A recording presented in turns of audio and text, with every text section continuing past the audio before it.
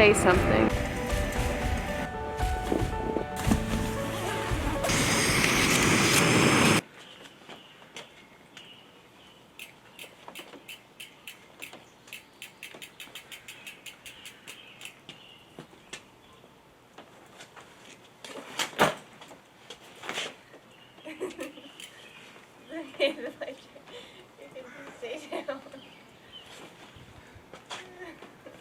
The lure of the wild and rugged Sunshine Coast grabbed our curiosity.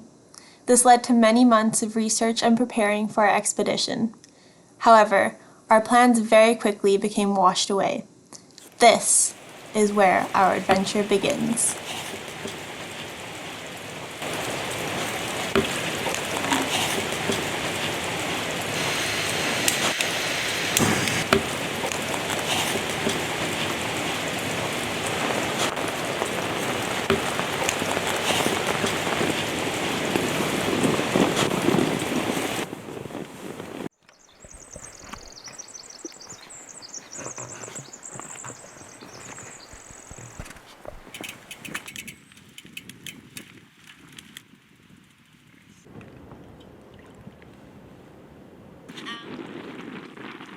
It's May 17th, 10:20 a.m. Day 3 on the Salish Sea.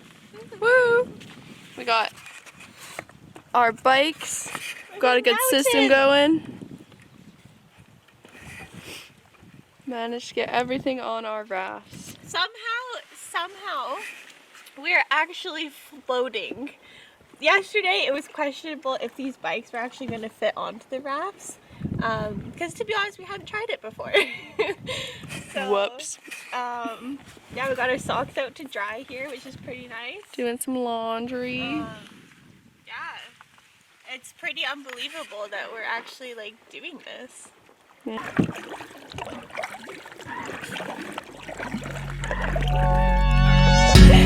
The 360 sinless donut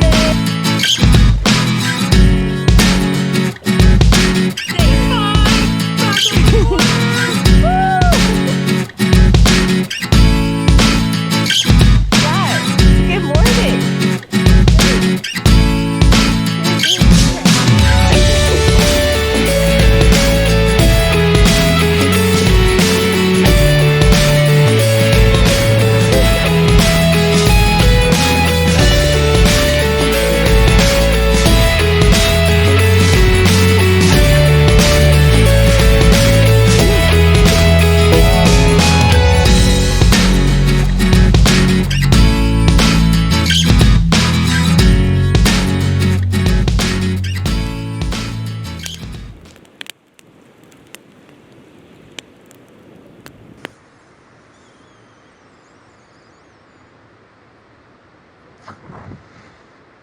Our adventure took a turn when Emma's friend Axel went missing in the ocean. We packed up and shifted gears to discover more about the potential for ecotourism on the Sunshine Coast. These are the voices of the locals.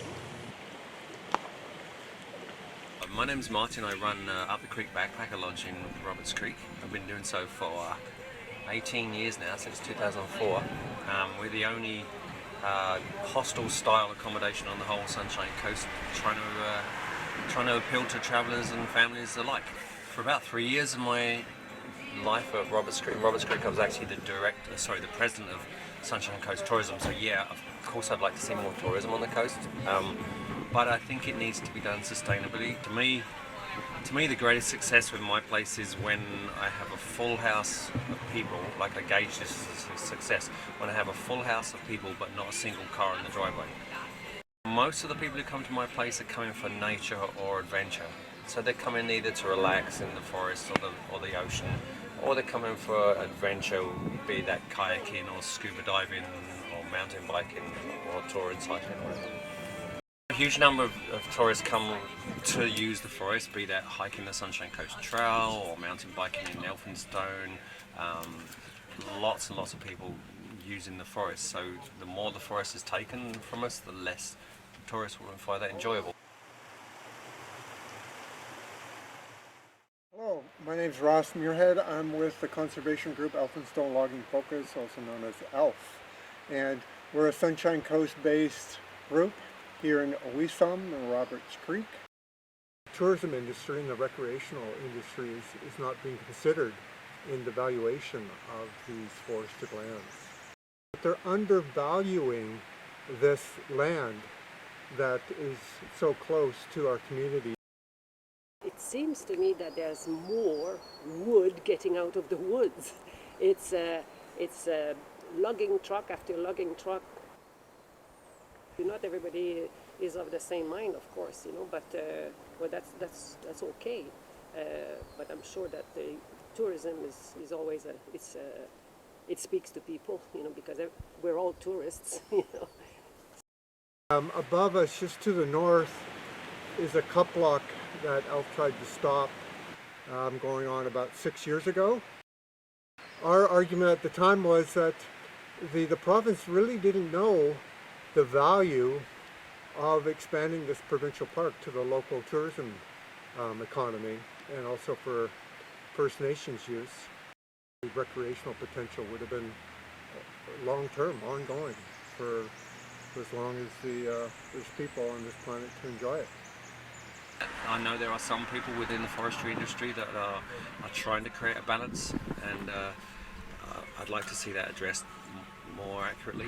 Too much ecotourism is like anything else. It's a balance. So a little bit of forestry done well, and ecotourism, of course, it's the future.